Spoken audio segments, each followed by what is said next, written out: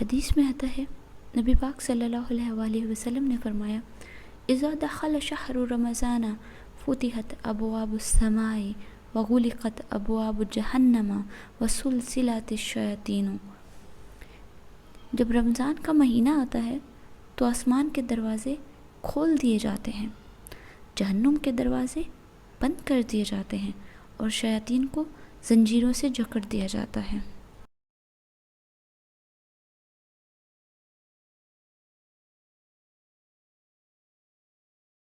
بسم اللہ الرحمن الرحیم۔ السلام علیکم ورحمۃ اللہ وبرکاتہ۔ بنت اسلام یوٹیوب چینل میں آپ کو خوش آمدید کہتے ہیں۔ آج آپ کو 5 ٹپس ایسی بتائیں گے جس سے گارنٹی کے ساتھ انشاءاللہ آپ کے رمضان کا ثواب ڈبل ہو جائے گا اور آپ کی ہر عبادت قبول ہوگی۔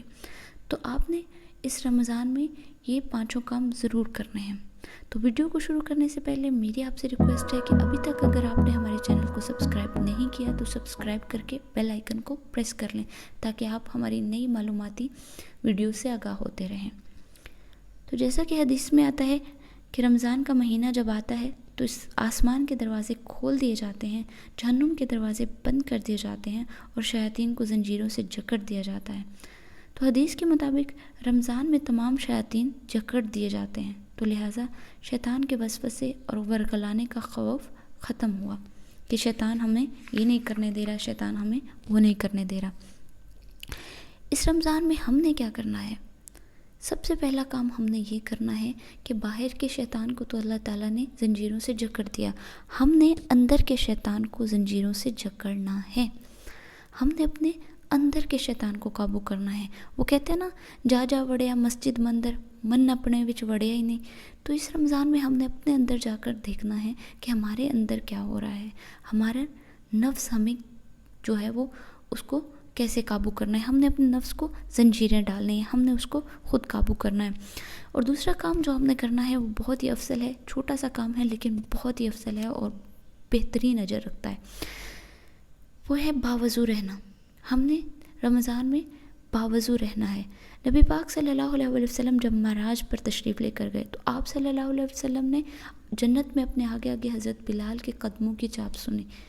جب آپ صلی اللہ علیہ وسلم نے حضرت بلال سے دریافت کیا کہ آپ ایسا کیا عمل کرتے ہیں، تو حضرت بلال رضی اللہ تعالیٰ عنہ نے جواب دیا کہ میں اور تو کچھ نہیں کرتا، بس جب ایک وضو خطا ہو جاتا ہے تو دوسرا وضو کر کے 2 رکعت نماز اس طرح سے ادا کرتا ہوں کہ میرے دل میں اللہ کے سوا کوئی چیز نہیں ہوتی۔ تو باوضو رہنے کی اتنی بڑی فضیلت ہے، تو کیوں نہ ہم بھی اس رحمتوں اور برکتوں والے مہینے میں باوضو رہیں، اور ہمارا بھی جب ایک وضو ختم ہو جائے تو ہم دوسرا کر کے 2 نفل پڑھ لیں۔ یہ کچھ منٹس کا کام ہے، چند منٹس لگتے ہیں اور اس کا اجر و ثواب جو ہے وہ بے شمار ہے۔ یہ صرف ایک عمل ہی ہماری مغفرت کا ذریعہ بھی بن سکتا ہے۔ تو باوضو رہنے کے اور بھی فائدے ہیں کہ آخرت کے دن ایک مسلمان جو ہے اس کی پہچان یہ ہے کہ اس کے اعضاء چمکیں گے اور نبی پاک صلی اللہ علیہ وسلم پہچان جائیں گے کہ یہ میرا امتی ہے۔ تو تیسری چیز جو ہم نے کرنی ہے وہ ہے دعائیں اور کثرت سے ذکر و اذکار، کثرت سے دعائیں مانگنی ہیں۔ رمضان میں ہم نمازیں تو پڑھتے ہی ہیں لیکن کثرت سے اذکار بھی کرنے ہیں۔ کوشش کریں کہ ہر عشرے میں جو اذکار اور تسبیحات کرنے ہیں ان کے ٹائم ٹیبلز بنا لیں۔ میں اپنے چینل پہ ہر دن کی جو دعا ہے رمضان کے ہر دن کی وہ اپلوڈ کر بھی رہی ہوں اور کروں گی بھی۔ ابھی تو پہلا روزہ ہے تو نیکسٹ بھی کروں گی، تو اگر آپ کو پہلے روز کی دعا چاہیے ہو تو آپ میرے چینل سے لے سکتے ہیں، لیکن اگر آپ کو یہاں سے نہیں لینی تو آپ کے پاس جو بھی دعا ہے آپ اس کو کثرت سے پڑھیں، کیونکہ یہ لمحے ایسے ہیں کہ ان کو ضائع نہیں کیا جا سکتا۔ یہ اجر و ثواب کا مہینہ ہے، اس میں عبادات کا ثواب دگنا ہے۔ ہر عبادت کے بارے میں اللہ فرماتا ہے کہ اس میں مسلمانوں کے لیے آفرز ہیں۔ نفل نماز کا ثواب سنت کے برابر ہے، سنت نماز کا ثواب فرض کے برابر ہے، اور فرض نماز کا ثواب 70% یعنی 70 گنا ہے۔ تو یہ اللہ کی اسپیشل رمضان آفرز ہیں جو وہ اپنے بندوں کو دیتا ہے کہ ہر عبادت میں ڈبل ثواب، ڈبل پروفٹ۔ تو اس مہینے میں اپنے رب کی تمام آفرز کو اویل کرنے کی کوشش کرنی ہے، ان سے مکمل فائدہ اٹھانے کی کوشش کرنی ہے۔ وہ چوتھا کام جو ہم نے کرنا ہے وہ ہے تہجد ادا کرنی ہے. دیکھیے تراویح جو ہے وہ فرض نہیں ہے، اور جیسا کہ لاک ڈاؤن کا سیزن ہے، مساجد بند ہیں، تو آپ اس کو کنورٹ کر سکتے ہیں تہجد میں. آپ اپنی تراویح کو تہجد میں بدل دیں، کیونکہ تراویح کے وقت سے تہجد کا وقت بہترین ہے. نبی پاک صلی اللہ علیہ وسلم نے اپنی زندگی میں صرف 3 دفعہ تراویح پڑھی ہے. چوتھی دفعہ صرف اس لیے نہیں پڑھی کہ کہیں میری امت پہ فرض نہ ہو جائے.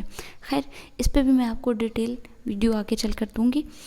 اور اب جو ہم نے کرنا ہے وہ یہ ہے کہ تہجد ادا کرنی ہے، اس میں سستی نہیں کرنی. وہ وقت بہترین وقت ہے، کیونکہ نبی پاک صلی اللہ علیہ وسلم فرماتے ہیں کہ تہجد کے وقت ہمارا رب جو بابرکت اور بلند مرتبہ والا ہے، ہر رات کا جب آخری تہائی حصہ باقی رہتا ہے تو آسمان دنیا کی طرف نزول کرتا ہے. پھر کہتا ہے کون ہے جو مجھ سے دعا مانگے گا، میں اس کی دعا قبول کروں گا. کون ہے جو مجھ سے سوال کرے گا، میں اس کے سوال کا جواب دوں گا. کون ہے جو مجھ سے معافی طلب کرے گا، میں اسے معاف کروں گا. اور آپ صلی اللہ علیہ وسلم نے فرمایا یہ معاملہ ہر رات ہوتا ہے، یعنی ہر رات اللہ تعالیٰ آسمان دنیا پہ نزول فرماتے ہیں اور صدا لگائی جاتی ہے کہ کوئی دعا مانگنے والا ہے کوئی سوال کرنے والا ہے، کوئی معافی طلب کرنے والا. تو عام دنوں میں تو ہم اللہ کی اس آفر کو ذرا اویل نہیں کر پاتے، سستی کر جاتے ہیں، لیکن رمضان کی مبارک گھڑیوں میں ہم نے ایسے تمام راتوں سے پورا فائدہ اٹھانا ہے. کیونکہ یہ رمضان ایسا رمضان ہے کہ اس طرح کا رمضان پہلے کبھی نہیں آیا. لاک ڈاؤن کا سیزن ہے، گھروں میں بالکل بند، ہم لوگ فارغ ہیں، گھروں میں ہیں، اور باہر جو ہے وہ ہم بلا ضرورت نہیں جا سکتے. تو یہ گھڑیاں پہلے کبھی نہیں آئیں، ایسا وقت جو ہے وہ پہلے کبھی نہیں آیا. تو یہ ہمارے پاس قیمتی ترین لمحے ہیں، ہم اس رمضان کی برکتوں اور فضیلتوں سے فائدہ اٹھا سکیں. تو تہجد لازمی پڑھنی ہے، اور آپ نے تہجد میں جو صورتیں پڑھنی ہیں، جو آپ کو حفظ قرآن آپ نے کیا ہوا ہے، ایک دفعہ قرآن کھول کے اس کو ریوائز کر کے ان کو ذرا کریکٹ کر لیں کہ کہیں کوئی جو ہے وہ بھول تو نہیں رہا، کہیں کچھ بھول تو نہیں رہا آپ کو. یا پھر کوئی ہو جاتا ہے نا کہ بندہ کہیں سے غلط نہ پڑھ رہا ہوں، کہیں سے بھول نہ رہا ہوں، تو اس کو ذرا ریوائز کر لیں. اب تہجد میں آپ چاہے 2 رکعتیں پڑھیں، چاہے 4 پڑھیں، چاہے 8 پڑھیں، چاہے 6 پڑھیں، یہ آپ کی مرضی ہے. کیونکہ نبی صلی اللہ علیہ وسلم سے جب پوچھا گیا کہ کیف صلاۃ اللیل، کہ رات کی نماز کس طرح پڑھی جائے، تو آپ نے فرمایا مثنا 2 رکعت کر کے پڑھی جائے. تو 2 رکعت کر کے آپ چاہے جتنی چاہے پڑھ سکتے ہیں. اب جو سب سے آخری کام ہم نے کرنا ہے اس رمضان میں، جو موسٹ امپورٹنٹ ہے، بہت ہی زیادہ ضروری کام ہے، وہ یہ ہے رمضان میں بلا شبہ روزے تو رکھتے ہیں، لیکن ہم نے صرف روزے رکھنے نہیں ہیں بلکہ روزے کی حفاظت بھی کرنی ہے. اللہ تعالیٰ نے ہر عبادت کا اجر و ثواب بتایا ہے، ہر عبادت کا بتایا ہے، لیکن روزے کا کوئی اجر نہیں بتایا. بلکہ اس کے بارے میں اللہ تعالیٰ فرماتا ہے کہ روزہ میرے لیے ہے اور میں ہی اس کا اجر دوں گا. یعنی اللہ نے اس خاص عبادت کا کوئی اجر نہیں بتایا کہ اتنی نیکیاں ملیں گی، اتنی ملیں گی، بلکہ یہ فرمایا کہ یہ خاص عبادت ہے میری اور اس کا اجر بھی میں ہی دوں گا. اب یہ اللہ تعالیٰ کی مرضی ہے کہ وہ اس عبادت کا کتنا اجر دیتے ہیں. تو ہم نے اس رمضان میں صرف روزہ رکھنا نہیں ہے بلکہ روزے کی حفاظت بھی کرنی ہے. تو روزے کی حفاظت کیسے کرنی ہے؟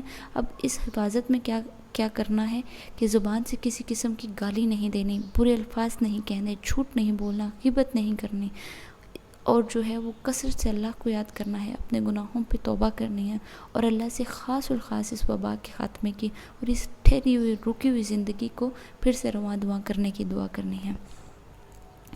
تو امید ہے کہ یہ رمضان ہمارا اچھا گزرے گا اور ہم ان باتوں پہ عمل کر سکیں گے. اگر آپ کو ویڈیو پسند آئے تو ویڈیو کو لائک کیجیے گا، اور ملتے ہیں نیکسٹ ٹاپک میں. تب تک کے لیے السلام علیکم ورحمۃ اللہ وبرکاتہ.